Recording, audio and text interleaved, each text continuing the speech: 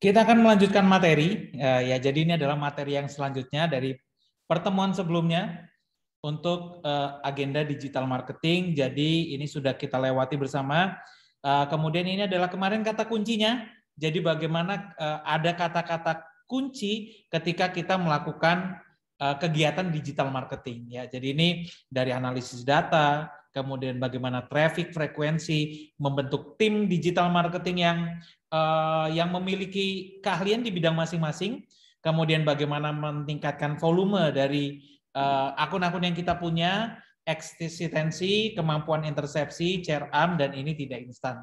Kemudian yang selanjutnya adalah kebutuhan untuk personel dalam digital marketing. Ini juga kita akan bahas bagaimana ada orang-orang yang akan mampu melihat traffic dan data analis. Waduh, jadi ini adalah satu pekerjaan penting di bidang digital marketing, yaitu menganalisa traffic. Ya, jadi traffic ini atau kunjungan, kemudian ada engagement dan lain sebagainya dari kegiatan-kegiatan digital marketing ini perlu untuk dianalisis. Kenapa? Karena ketika kita berbicara mengenai dunia digital, tentunya ini akan berpengaruh pada traffic lalu lintas. Apa lalu lintasnya? Bukan lalu lintas jalan raya, tapi ini adalah lalu lintas orang yang keluar masuk ke dalam akun yang kita miliki. Ini akan terlihat dari insight-insight yang ada di fasilitas sosial media. Seperti kita contohnya ada Instagram, itu ada insights-nya, kemudian kita bisa melihat traffic-nya, atau yang punya website nanti ada Google Analytics, nanti kita akan coba lihat-lihat apa itu Google Analytics dan lain sebagainya untuk melihat traffic. Kemudian untuk melihat alur data yang terjadi atau yang sedang berlangsung ketika kita melaksanakan kegiatan digital marketing. Kemudian yang kedua, personil yang selanjutnya yang dibutuhkan adalah seorang digital marketer. Tentunya ini mindset-nya akan berbeda. Seorang marketer di dunia konvensional ketika berhadapan dengan para konsumen, ketika memiliki kerangka kerja atau ritme kerja tersendiri, ini tentunya akan berbeda dengan orang-orang yang melakukan kegiatan marketing di dunia digital. Baik itu tools yang digunakan, kemudian ada juga teknik yang digunakan, serta mereka akan memiliki strategi-strategi tersendiri. Nah, orang digital marketer ini juga akan memiliki beberapa kemampuan khusus untuk bagaimana melihat ini produknya cocok nggak dengan konten yang dibuat. Dari konten ini, ayo kita cari talentnya.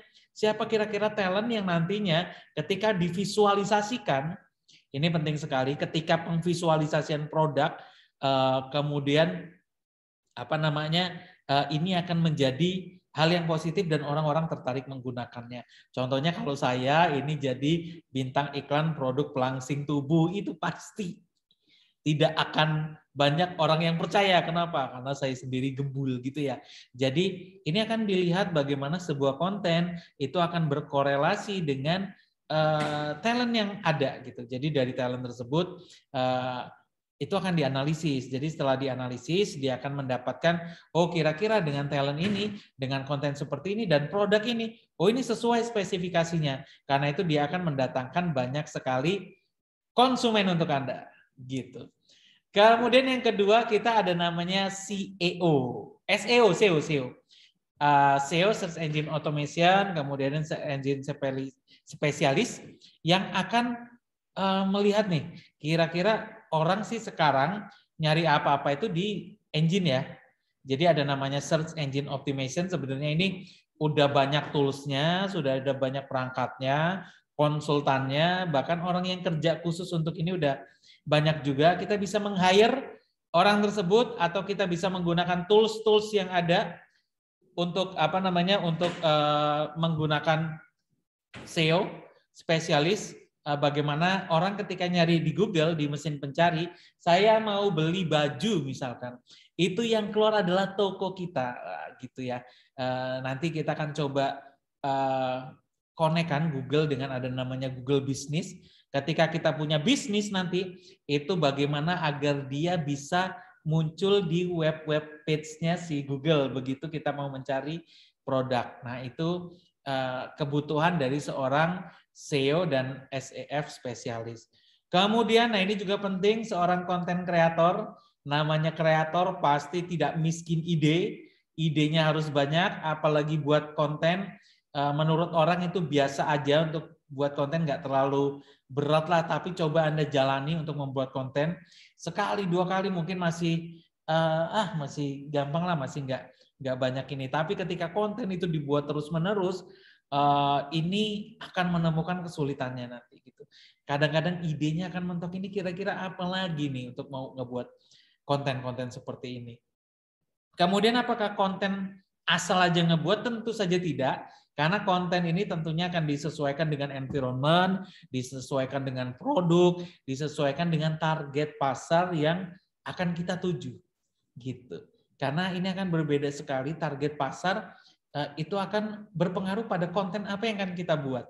Ada konten-konten yang tidak akan menarik, ini dilihat oleh kalangan ibu-ibu gitu misalnya. Ini akan enak ini dilihat oleh kalangan remaja. Karena itu banyak sekali mereka mencari konten, bahkan mencari talent itu disesuaikan. Kita lihat produk-produk di TV, iklan-iklan di TV. Kita lihat aja kayak kalau kita lihat kayak marketplace itu banyak mengsasar ranah-ranah pemuda, kaum milenial, orang-orang yang masih muda untuk pakai belanja. Kenapa? Karena ternyata setelah dilihat sama marketplace tersebut, orang-orang tua itu jarang belanja di tempat kita, itu banyak anak-anak muda, banyak beli pakaian, produk-produknya seperti itu yang dibeli sama mereka. Oke lah, ini kayaknya kita munculin joget-jogetan ala BTS. Nah gitu kira-kira. Jadi seorang konten kreator dia harus pandai membaca siapa customernya, barang apa yang banyak dibeli, atau gimana mau ningkatin ini. Produk fashion. Produk fashion itu kalau sekarang kiblatnya Korea. Korea siapa yang lagi artis digandrungi, dicarilah sama mereka untuk apa? Untuk meng-mindsetkan bahwa orang Korea itu pakai ini loh gitu. Orang Korea juga belanja di sini loh gitu. Kalau ada marketplace kuning yang bintang iklannya Jackie Chan ya, buat. Ya nggak tahu saya kenapa Jackie Chan yang dipilih. Tapi itu tadi orang akan lebih tertarik dengan usia, kemudian apa yang ingin dicari di sana. Nah ini konten kreator penting sekali dalam ranah digital marketing. Kenapa penting sekali dalam ranah digital marketing seorang konten kreator? Karena orang konsumen itu akan melihat produk kita dalam media. Media itu sesering mungkin media tersebut ditampilkan. Ketika media yang ditampilkan hanya itu saja dan itu tidak akan menarik, itu akan membuat orang bosan, kemudian akhirnya dia tidak akan melihat lagi. Di situ kegagalan kita sebagai seorang digital marketing. Jadi konten ini penting banget yang harus dicapai. Mungkin kita akan next kita akan coba bagaimana membuat konten yang baik dalam bentuk gambar, dalam bentuk video, ataupun dalam bentuk hal-hal lainnya gitu. Jadi banyak sekali, ada beberapa contoh nanti kita lihat Instagram, akun-akun Instagram, dia tidak menjual produknya. Saya ngeliat tempat-tempat kursus, tempat-tempat belajar, itu dia nggak ngejual produknya, yuk belajar ini dengan harga sekian, itu tidak. Tapi dia menampilkan konten pembelajaran. Konten-konten pembelajaran itu ditampilkan sama dia gitu. Jadi ini adalah salah satu teknik atau bagaimana seorang konten kreator itu bekerja agar menarik perhatian. Dia nge-follow Instagram, sosial media itu karena nggak mau ngeliat iklannya, tapi ada konten yang ingin diikuti. Ada konten yang ingin dilihat. Nah ini seorang konten kreator. Kemudian bagaimana juga kita memiliki jaringan-jaringan influencer, karena yang didengar sekarang itu bukan orang tua tapi influencer. Ya, influencer, apalagi dia seorang ustadz dan influencer, pasti didengerin banget tuh gitu. Jadi kita harus coba membuat kolaborasi, bekerja sama dengan influencer. Semakin besar produk bisnis yang kita miliki atau semakin besar kita pengen membuka gerbang bisnis, kita harus memilih influencer yang juga tepat gitu. Banyak sekali para orang-orang influencer yang akan didengarkan oleh para pengikutnya gitu. Bayangkan kalau produk kita dia, saya pakai deodoran ini gitu, maka saya wangi sepanjang hari dan followernya banyak dan mereka mengikutinya dengan senang hati. Jadi apapun yang dilakukan influencer pada saat ini itu akan menjadi trendsetter bagi pengikutnya. Nah, ini adalah jaringan influencer. Kemudian buzzer, nah ini juga sebenarnya penting walaupun nantinya tidak akan kalau bisnisnya sudah besar dia akan menambah sendiri. Tapi di awal-awal ini penting juga. Kenapa? Karena ini akan berpengaruh pada jaringan komunikasi yang ada. Jadi jaringan komunikasi antara kita untuk bisa di-replay, disebarkan, disebarluaskan lagi. Nah itu perlu jaringan-jaringan seperti ini. Jadi ini adalah kebutuhan personil dalam kegiatan digital marketing. Masih banyak lagi, mungkin masih akan berkembang lagi personel apa saja yang bisa kita munculkan dalam kegiatan marketing yang ada. Kemudian yang selanjutnya langkah-langkahnya adalah, jadi setelah kita menemukan nih orang-orang yang tepat, kita ambil, kita tarik untuk menjadi tim, maka langkah yang harus dihadapi untuk menjalankan digital marketing adalah find your ideal audience. Siapa nih audiens kita? Pasar apa nih yang mau kita tuju? Terus media apa nih? Platform apa yang mereka pakai? Orang-orang kalau mau cari motor second, nggak ke Tokopedia gitu.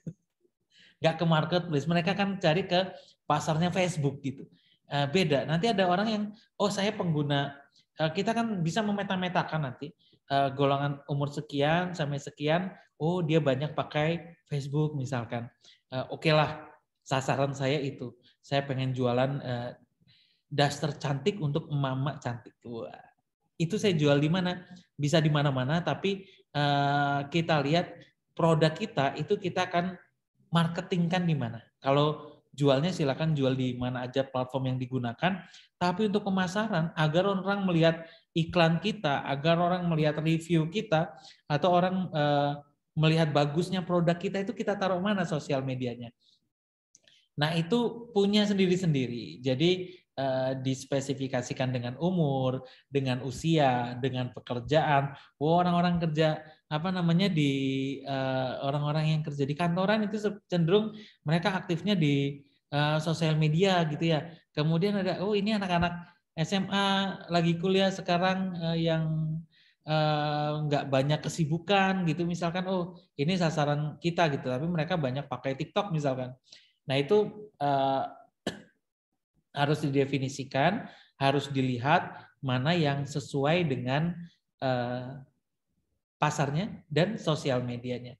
Kemudian kita bisa memilih tuh, kita pilih sosial media mana yang mau kita kembangkan, yang mau kita elaborate. Boleh aja mengembangkan semua sosial media yang kita punya untuk produk kita, itu tapi effortnya gede banget, effortnya akan sama gitu ya. Karena itu lebih baik kita fokus ke satu hal, apalagi kalau kita ngelihat geliat sosial media kayak Instagram dan Facebook sebenarnya udah jadi satu gitu ya, mereka satu perusahaan. Apa yang kita upload di Instagram itu biasanya auto upload di Facebook. Akan tetapi ini masalahnya bukan konten doang, ini masalahnya adalah memaintain. Nah, kalau maintenance itu kerjanya udah berat gitu. Kalau cuman ngupload itu simple, tapi ketika maintain, bagaimana kita fokus untuk mengembangkan konsumennya, fokus untuk mengembangkan follower, kemudian fokus untuk chattingnya kita balesin satu-satu di sana, walaupun sekarang sudah banyak engine-engine yang bisa kita gunakan untuk auto replay dan lain sebagainya. Tapi engagement followers kita itu perlu di-maintain. Bagaimana kita aktif berkomunikasi menggunakan sosial media dengan para follower yang kita miliki. Nah ini kita harus pilih sosial media mana yang harus kita maintain, yang harus kita kembangkan gitu ya. Jadi yang kedua adalah memilih sosial media.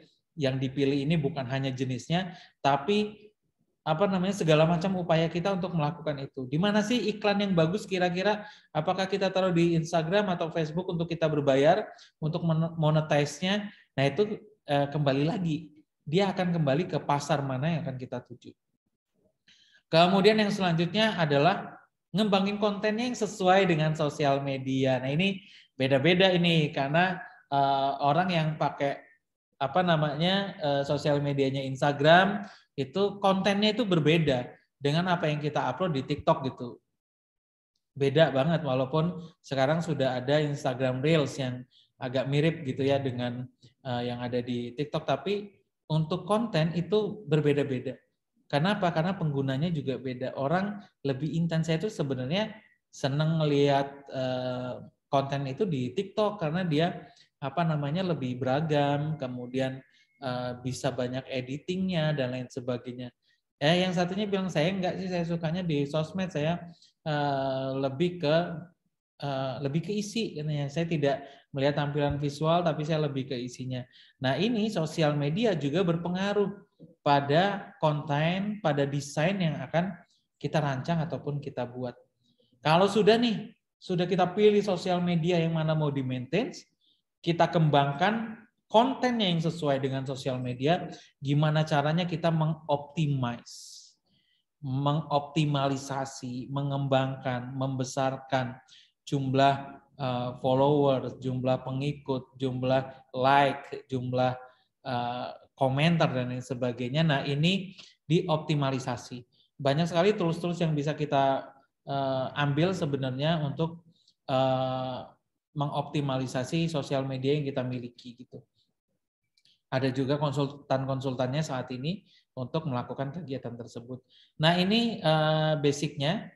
Kemudian bagaimana kita menganalisis data, kemudian juga menganalisis traffic, penggunaan daripada sosial media. Nah, ini juga harus kita lakukan bersama untuk bagaimana tadi. Ini udah dipilih nih sosial medianya. Kemudian kita udah total-totalan banget nih. Ternyata data traffic yang ada itu nggak sesuai dengan harapan kita. Orang yang berkunjung ke halaman profil kita, orang yang melakukan like itu kok tidak sesuai dengan ekspektasi saya. Nah, ini harus kita analisis data maupun traffic. Jadi seperti itu. Jadi ada beberapa hal yang harus kita lakukan ketika kita mulai aktif untuk melakukan pemasaran secara digital. Kita pilih tim yang tepat, kemudian selanjutnya adalah alatnya apa nih? Kita udah dapat orangnya, sudah dapat prajuritnya, terus alat perangnya apa nih untuk mereka bertempur ke medan pemasaran. Nah, ini kunci-kuncinya ada di sini dan itu pertemuan hari ini. Jadi kita akan lanjutkan di next meeting. Terima kasih. Assalamualaikum warahmatullahi wabarakatuh.